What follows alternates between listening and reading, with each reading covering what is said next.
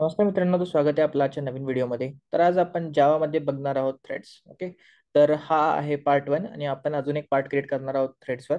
तर पार्ट 1 मध्ये आपण फक्त बघू थेरी, थ्रेडचे यूज काय आहेत, थ्रेडचे बेनिफिट्स काय आणि थ्रेड आपण थ्रेड क्लास जी आहे जावामधली ती यूज करून कसं आपण थ्रेड्स क्रिएट करू शकतो, किती वेजने करू शकतो ते बघू.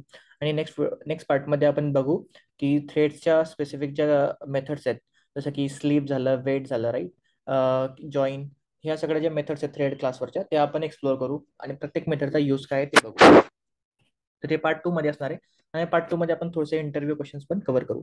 तर आज आपण फक्त बेसिक इन्फॉर्मेशन बघू थ्रेड रिलेटेड आणि कसं थ्रेड क्रिएट करतात ते बघू. तर thread is essentially a light weight sub process within a process. Okay, तर लाईट वेट सब प्रोसेस का? कारण की जेव्हा पण तुम्ही जावा प्रोग्राम रन करताय, ओके, तर तुम्ही काय करताय, एक जावा प्रोसेस ट्रिगर करताय.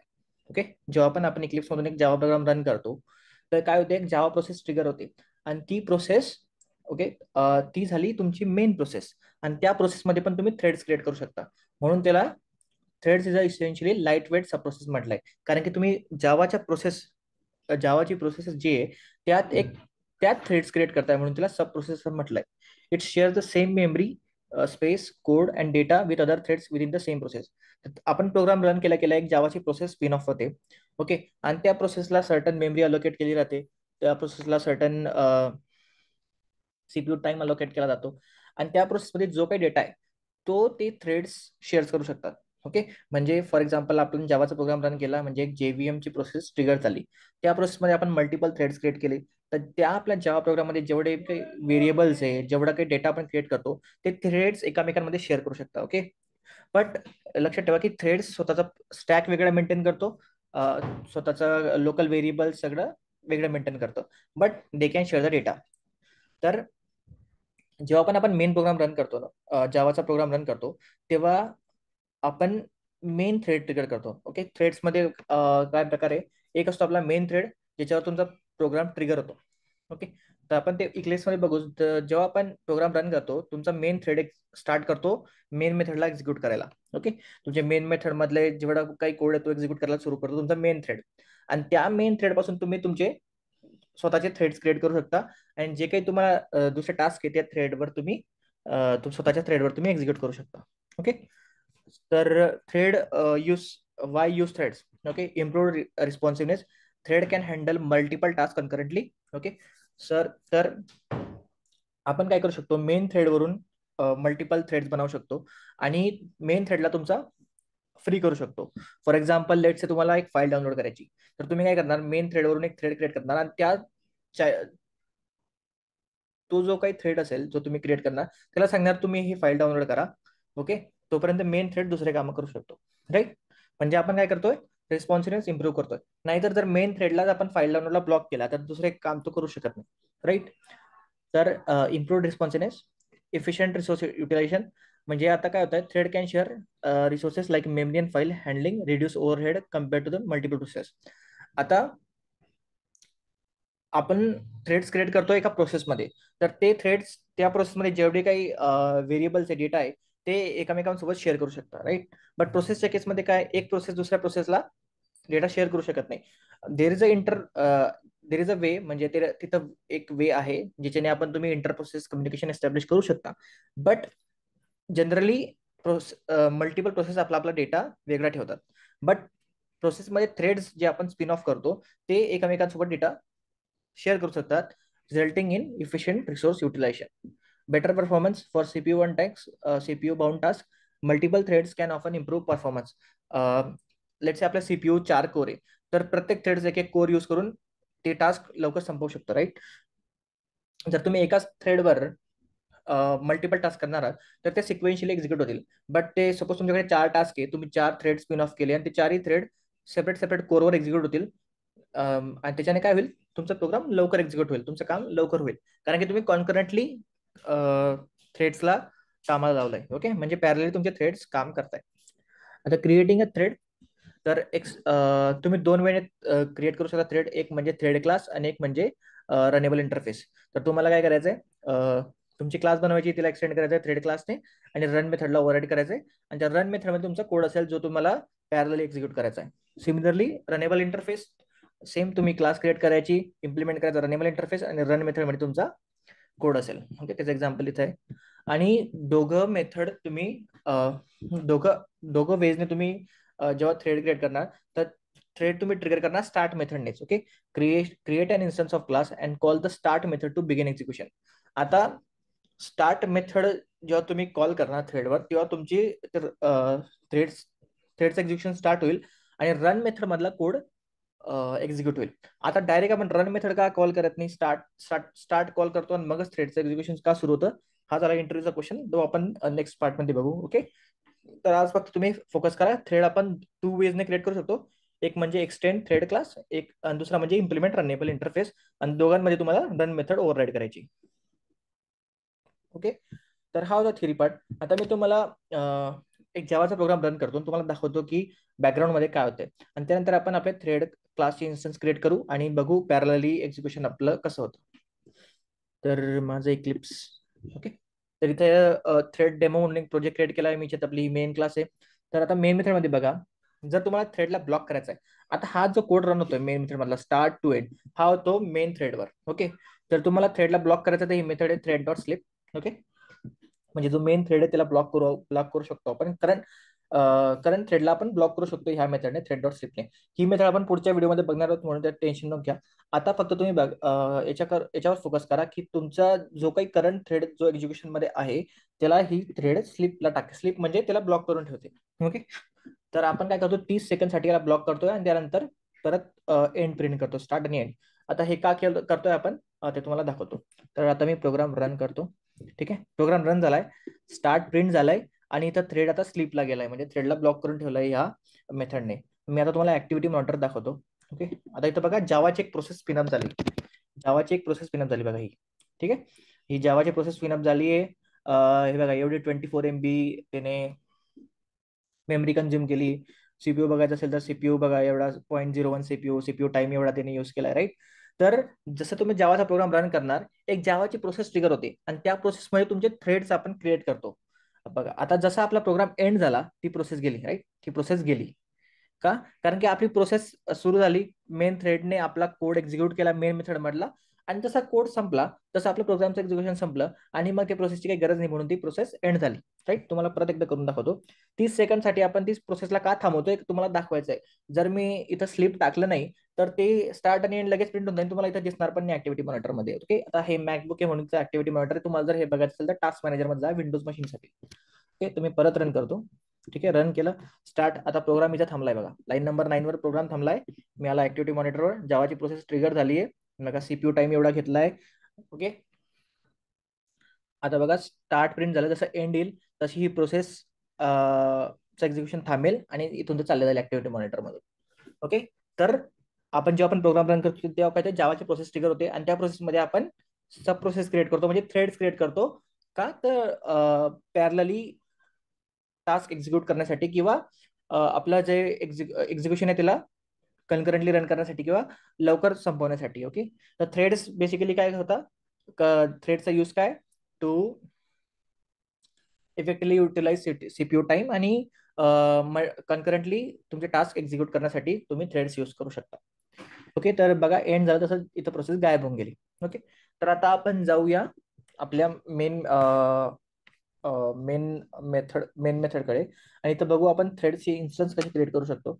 तर आपल्याकडे ऑलरेडी डेमो क्लास आहे. राईट, डेमो क्लास आहे. आता ही डेमो क्लास बघा एक्सटेंड करते थ्रेडला, आणि इथे एक रन मेथड आहे. ओके, इथे एक रन मेथड आहे. रन मेथड ओव्हरराईड केली, रन मेथड कडून ओव्हरराईड केली ह्या क्लासमधून, आणि इथं बघा आपण फक्त टेबल प्रिंट करतोय. ओके, टेबल प्रिंट करतोय, आणि मी हे काढून टाकतो. टेबल प्रिंट करतोय, आणि कुठला नंबर पास करतो त्याचा टेबल आपण प्रिंट करतो. लेट्स से आता आपण 5 नंबर पास केला तर 5चा टेबल प्रिंट होईल, 2 पास केला तर 2चा टेबल प्रिंट होईल. तर रन मेथड मध्ये आपण जस्ट काहीतरी एक्झिक्युशन झालं पाहिजे त्यासाठी आपण टेबल प्रिंट करतो. ओके, देन आपण काय करतो, मेन क्लासमध्ये येऊ. आता मेन क्लासमध्ये मी हे काढून टाकतो आता, आणि आपण थ्रेडचा इन्स्टन्स क्रिएट करू. आता आपण डेमो क्लासचा इन्स्टन्स क्रिएट करू. Demo D equal to, sorry मला स्टार्ट लागत होता. ठीक आहे, मी स्टार्ट आणि एंड राहू देतो तसंच. तुम्हाला दाखवतो पॅरल प्रोसेसिंग कसं होतं. ठीक आहे, demo D equal to new demo. Demo म्हणजे काय, आपली थ्रेड क्लास. थ्रेड, कारण की डेमो क्लास काय करते, एक्सटेंड करते थ्रेडला, म्हणजे डेमो काय झालं, थ्रेडच झाला आपला. त्याला आपण क्रिएट केला आणि लेट्स आपल्याला 3 चा टेबल प्रिंट करायचा आहे, सॉरी 2 चा टेबल प्रिंट करायचा आहे. तर आपण काय म्हणू, D dot start. D dot start. ठीक आहे, आता मी रन करतो.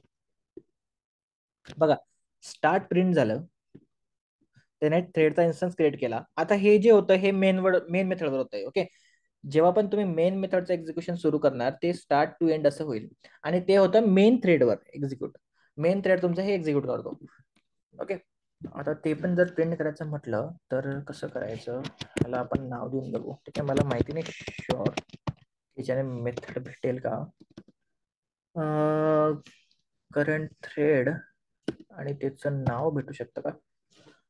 ठीक आहे, मी परत रन करतो प्रोग्रामला, म्हणजे तुम्हाला समजेल की मेन कुठल्या थ्रेडवर एक्झिक्यूट होतोय. बघा, आता स्टार्ट झालं, कुठल्या थ्रेडवर एक्झिक्यूट होतोय, मेन थ्रेडवर. मेन थ्रेडवर तुमचा हा प्रोग्राम एक्झिक्यूट होतोय स्टार्ट टू एंड.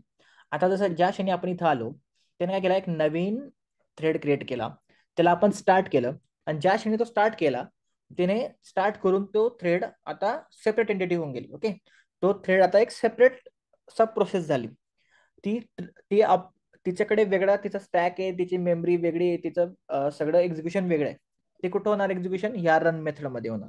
ओके, तर ज्या क्षणी आपण स्टार्ट म्हटलं, तो थ्रेड एक वेगळा एक्झिक्युशन पाथवर गेला, म्हणजे इथून आपलं एक्झिक्युशन दुसऱ्या थ्रेडवर गेलं, आणि आपण परत मेन थ्रेड आपला परत इथं येऊन गेला. आता ज्या क्षणी आपण स्टार्ट म्हणतो, जेव्हा इथं येऊ आपण, तेव्हा आपले 2 थ्रेड चालतात. एक मेन थ्रेड जो ही लाईन एक्झिक्यूट करतोय, आणि एक दुसरा थ्रेड जो आपला हे टेबल प्रिंट करतोय. राईट, समजलं. मी परत एकदा सांगतो, आपण एक नवीन थ्रेडचा इन्स्टन्स क्रिएट केला. आपण स्टार्ट म्हणजे एक नवीन थ्रेडचं एक्झिक्युशन ट्रिगर केलं. ज्या क्षणी आपण नवीन थ्रेडचं एक्झिक्युशन ट्रिगर केलं, म्हणजे आपल्याकडे आता 2 थ्रेड झाले, दोघं कॉन्करंटली काम करतायत. आता जेव्हा आपण लाईन नंबर 11 आलो, तेव्हा काय काम करतात दोघं थ्रेड. एक थ्रेड काय करतोय, हे प्रिंट करतोय, आणि दुसरा थ्रेड काय करतोय, हे सिस्टीम डॉट लाईन हे प्रिंट करतोय. राईट, म्हणून मेन थ्रेड थांबत नाही.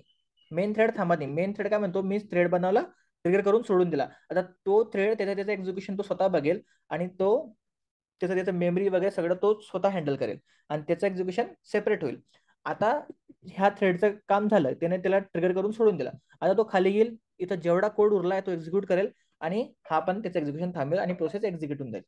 ओके, तर आपण काय केला, थ्रेड क्रिएट केला, तो त्याचं एक्झिक्युशन बघेल, आणि मेन थ्रेड जेवढा काही कोड उरला आहे तो एक्झिक्यूट करून प्रोसेस थांबवेल. ओके, तर होपफुली तुम्हाला समजतं मी काय म्हणतोय. तर म्हणून इथं असं प्रिंट झालं स्टार्ट. ओके, थ्रेड क्रिएट झाला, तो त्याचा वेगळा एक्झिक्युशन पाथवर जाईल, आणि तो थ्रेड त्याचं वेगळं एक्झिक्युशन करेल, आणि तो खाली येईल, मेन थ्रेड एंड प्रिंट करेल, आणि त्याचं काम झालं. मेन थ्रेड झाला एक्झिट. मेन थ्रेड एक्झिट नाही झाला, मेन थ्रेडचं काम संपलं, कारण की दुसरा काही कोड उरलाच नाही या मेथडमध्ये. राईट, दुसरा कोड उरलाच नाही, आणि मग तो जो आपला जो हा थ्रेड आहे डेमो थ्रेड, तो त्याचा टेबल प्रिंट करून तो पण त्याचं एक्झिक्युशन थांबवेल. दोघं साईडचे कोड संपले, प्रोसेस तुमची एक्झिट होऊन जाईल. ठीक आहे, होपफुली तुम्हाला समजतंय मी काय म्हणतोय. ओके, तर आपण बघितलं, थ्रेड क्रिएट केला, थ्रेडला रन केला, आणि कसा मेन थ्रेडवरून तो आपण दुसरा थ्रेड ट्रिगर केला, आणि मेन थ्रेडने तो चाइल्ड थ्रेडने दुसरा जो थ्रेड आपण जो क्रिएट केला डेमो थ्रेड, त्याचं एक्झिक्युशन स्टार्ट करून दिलं, आणि तो आपला कोड एक्झिक्यूट करून थांबून गेला. आता आपण असं नाही की एकच इन्स्टन्स क्रिएट करू शकतो, आपण मल्टिपल इन्स्टन्स पण क्रिएट करू शकतो. लेट्स से आपल्याला 2 टेबल एक सोबत बघायचे आहेत. ओके, आता हे थ्रेडचं एक्झिक्युशन कसं असतं, की सीपीयू तर आपल्याकडे एकच आहे. राईट, तर सीपीयू टाइम प्रत्येक थ्रेडला अलोकेट होतो. तर आता लेट्स से आपल्याकडे हे 2 थ्रेड आहेत, डी आणि डी1. तर काय होईल, पहिले डी चा कोड प्रिंट होईल, मग हा थ्रेड सस्पेंड होईल, मग डी1 ला थोडा सीपीयू भेटेल, तो सीपीयू यूज करेल, तो प्रिंट करेल, आणि मग परत डी ला जाईल. असं थ्रेड, हे जे मल्टिपल थ्रेड असतात ते थोडा थोडा सीपीयू यूज करत असतात. तर ते राऊंड रॉबिन फॅशन मध्ये करतात का कुठल्या, ते डिपेंड्स अपॉन तुमच्या ओएस. पण प्रत्येक थ्रेडला थोडा सीपीयू टाइम भेटतो, तो त्याचा कोड एक्झिक्यूट करतो, आणि मग दुसऱ्या थ्रेडला तो सीपीयू टाइम देतो. ठीक आहे, आता आपण बघू कसं प्रिंट होतंय, आणि त्यानंतर आपण त्याच्यावर अनालिसिस करू. त्याला सेव्ह करू. आता मी सॉरी, तर 2चा प्रिंट नाही केला पाहिजे होता, आपण 5चा प्रिंट करू, आणि ह्याला स्टार्ट करायचं आपण विसरून गेलो ऍक्च्युली. मी रन करतो. आता बघा, आता स्टार्ट झाला, एंड झाला. मेन थ्रेडने काय केलं, 2 थ्रेड क्रिएट केले, त्यांना ट्रिगर करून सोडून दिलं. ते त्यांचं बघून घेतील आता, आणि मेन थ्रेडने जो काही उरलेला कोड आहे तो प्रिंट करून मेन थ्रेडचं एक्झिक्युशन आता थांबलंय. आता बघा, जेव्हा हे डी आणि D1चं एक्झिक्युशन स्टार्ट होईल, आता डी मध्ये प्रिंट करतोय आपण 2 चा टेबल, आणि D1 मध्ये 5 चा टेबल प्रिंट करतोय. तर बघा, 2 चा प्रिंट होतोय, मग मधातच 5 चा टेबल प्रिंट होतोय, 2 चा प्रिंट होतोय, मधातच 5 चा टेबल प्रिंट होतोय. हे काय होतंय, सीपीयू टाइम शेअर करताय. म्हणजे पहिले काय करतोय, एक थ्रेड घेतो, तो त्याचा कोड एक्झिक्यूट करतो, मग लगेच ऑपरेटिंग सिस्टीम काय करते, डिसाईड करते, नाही बस झाला आता या थ्रेडला, आता दुसऱ्या थ्रेडला पण आपण चान्स दिला पाहिजे. कारण की आपल्याला मल्टिपल मल्टिपल गोष्टी करायच्या आहेत, राईट. मल्टिपल गोष्टी करायच्या आहेत, असं नाही की एकाला सगळं टाइम दिला तर तोच करत बसला आणि बाकीचे थांबत नाही. तर सीपीयू काय करतं, प्रत्येकाला फेअर चान्स देतं. मग आता 2 चा टेबल प्रिंट झाला, 5 चा टेबल, असं मधामधात प्रिंट होत राहील, राईट. आणि मग दोघं थ्रेडचं एक्झिक्युशन थांबल्यावर दोघं थ्रेडचं एक्झिक्युशन आपलं आपलं कम्प्लीट होईल बेस्ड अपॉन सीपीयू टाइम. तर डीने काय केलं, डीने 2 चा टेबल प्रिंट केला, D1ने 5 चा टेबल प्रिंट केला, आणि मेन थ्रेडने या दोघांना स्टार्ट करून दिलं त्यांचं एक्झिक्युशन, आणि मेन थ्रेडने आपलं आपलं काम करून सोडून दिलं. तर बघा, आपण काय करतोय, आपण जे काही टास्क आहे मेन थ्रेडला फ्री करून टाकतोय आपण. जे आपलं रिडंडंट टास्क आहे, म्हणजे जे आपल्याला कन्सर्न नाही, म्हणजे कन्सर्न नाही म्हणता येणार, आपल्याला आपला उद्देश काय, मेन थ्रेडला आपण फ्री करायचा आहे, राईट. मेन थ्रेडला फ्री करायचा आहे. तर आपण काय करतो, जे आपले नॉन प्रायोरिटी टास्क आहे, जसं की आता आपण काहीतरी गोष्ट प्रिंट करायची, ते आपण दुसऱ्या थ्रेडला देऊन दिले, ते आपलं आपलं काम बॅकग्राऊंड मध्ये करतील, आणि मेन थ्रेड हा आपलं मेन जे प्रायोरिटी टास्क आहे ते करत राहील.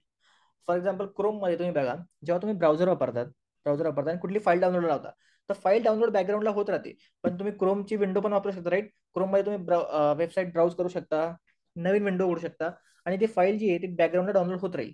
बॅकग्राऊंडला डाउनलोड होते म्हणजे ती काय करते, एका थ्रेडवर ते डाउनलोडिंग चालू आहे, आणि मेन थ्रेडवर तुमचं विंडोज दिसत आहे, तुम्ही ब्राउझिंग करताय, राईट. तर मेन थ्रेड तुम्ही फ्री ठेवताय, आणि जे तुमचं नॉन प्रायोरिटी टास्क आहे ते बॅकग्राऊंड थ्रेडवर टाकताय. तर आपण काय करतोय, मेन थ्रेड काय करतोय, आपण जी मेन मेथड मधला कोड आहे तो एक्झिक्यूट करतोय, आणि जे नॉन प्रायोरिटी टास्क आहे आपण ते दुसऱ्या थ्रेडवर टाकून दिले. म्हणजे आपण मल्टिपल कामं करतोय युझिंग थ्रेड्स, राईट. मल्टिपल कामं पॅरलली करतोय. ओके. तर होपफुली तुम्हाला समजलं असेल मी काय सांगायचा प्रयत्न करतोय. आपण एक्झाम्पल पण घेतलं क्रोमचं, की क्रोम कसं करते. आता आपण बघितलं थ्रेड क्लासने, आता आपण याचं एक्झाम्पल बघू रनेबल इंटरफेसने. तुम्हाला काही नाही, फक्त चेंज करायचं इथे इम्प्लिमेंट्स, आणि इंटरफेस तुमचा रनेबल, आणि बाकी सगळं सेम. ठीक आहे. तर आता तुम्हाला डायरेक्ट इन्स्टन्स तुम्हाला क्रिएट करता येणार नाही. ठीक आहे. तर ह्या केसमध्ये तुम्हाला काय करावं लागेल, जेव्हा तुम्ही रनेबल इंटरफेस यूज करता, तुम्हाला काय करायचं आहे, थ्रेड क्लासचा इन्स्टन्स बनवायचा आहे. ओके. थ्रेड क्लासचा इन्स्टन्स बनवायचा आहे, आणि त्याला रनेबलचा जी क्लास, आता तो आपल्या डेमो क्लासने का रनेबल इंटरफेस इम्प्लिमेंट केला, राईट. तर त्या क्लासला तुम्हाला इन्स्टन्स द्यायचा आहे. ठीक आहे. Sorry, not runnable, new demo. Okay.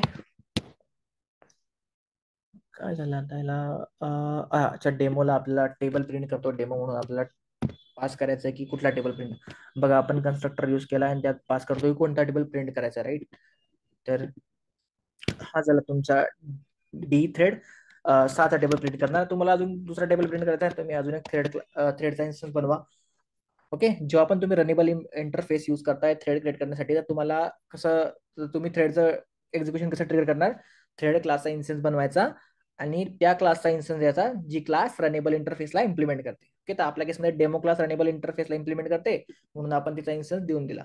आता इथं D1 करतो मी याला, म्हणजे 9चा टेबल प्रिंट करतो. ओके. आणि सेम गोष्ट D.start, D1.start. ओके. परत मी रन करतो याला. बघा, सेम गोष्ट झाली. स्टार्ट मेन थ्रेडने, आता आपण थ्रेडचं नाव पण प्रिंट करतोय. स्टार्ट झाला, मेन थ्रेडवर हा प्रोग्राम एक्झिक्यूट होतोय.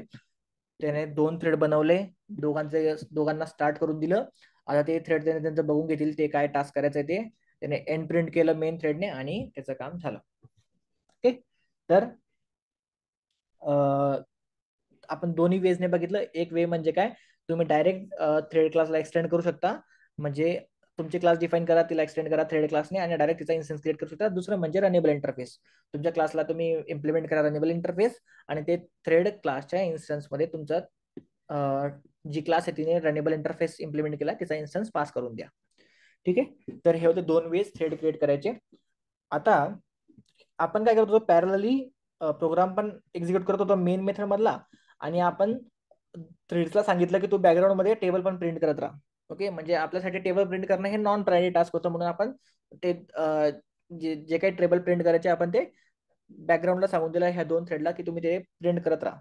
ओके, तर हे आपण काय केलं आता कॉन्करंटली किंवा पॅरलली आपण प्रोसेस केला 2-3 गोष्टी. ओके, तर आता जर आपण लेट्स से थ्रेड यूज नाही केले तर काय होईल, सिक्वेन्शियल एक्झिक्युशन होईल. सिक्वेन्शियल एक्झिक्युशन म्हणजे काय, आता मी खाली तुम्हाला दाखवतो. जर लेट्स से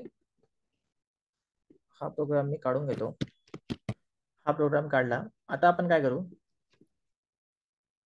आपण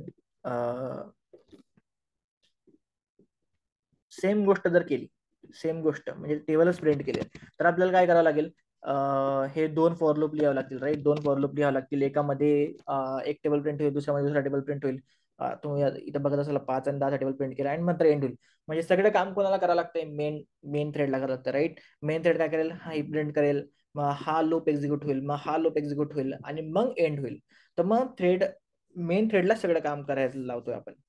तर जर तुम्हाला कन्करन्सी अचीव्ह करायची आहे, जे नॉन प्रायोरिटी टास्क आहे, जे युजरला दिसले नाही पाहिजे. राईट, जसं आपण क्रोमचं एक्झाम्पल घेतलं, युजर काय करून घेणार आहे, किती किती डाउनलोड झालं, काय डाउनलोड झालं ते बघून त्याला काही उपयोग नाही. राईट, त्याला मेन फोकस काय युजरचा, की त्याला ब्राउझिंग करता आली पाहिजे. ब्राउझरचं काम काय, मेन वेबसाईट ऍक्सेस करता आली पाहिजे, सगळं यूज करता आलं पाहिजे. तर डाउनलोडिंग बॅकग्राऊंड थ्रेडमध्ये चालू आहे आणि तुमचा मेन फोकस तुमचा ब्राउझरवर आहे.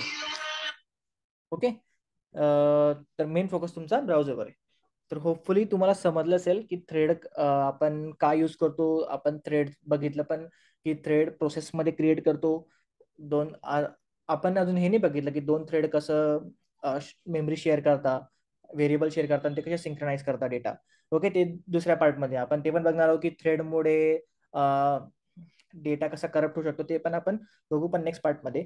पण आपण फक्त बेसिक बघितलं की थ्रेडची यूज काय, थ्रेड क्रिएट करण्याची किती डिफरंट वेज आहे आणि तुम्ही कन्करंटली कसं यूज करू शकता थ्रेड्सला. आणि आपण हे पण बघितलं की जेव्हा आपण जावा प्रोग्राम ट्रिगर करतो तेव्हा जावाची प्रोसेस क्रिएट होते आणि जसं तुमचं एक्झिक्युशन थांबतं, सगळा कोड एक्झिक्यूट होतो, तर ती प्रोसेस आपोआप केली जाते आणि त्या प्रोसेसमध्ये आपण थ्रेड क्रिएट करतोय. राईट, तर थ्रेड्सला आपण सब प्रोसेस पण म्हणतो, light weight sub process. Okay, तर होपफुल तुम्हाला समजलं असेल थ्रेड. तर आपण भेटूया नेक्स्ट पार्टमध्ये. धन्यवाद.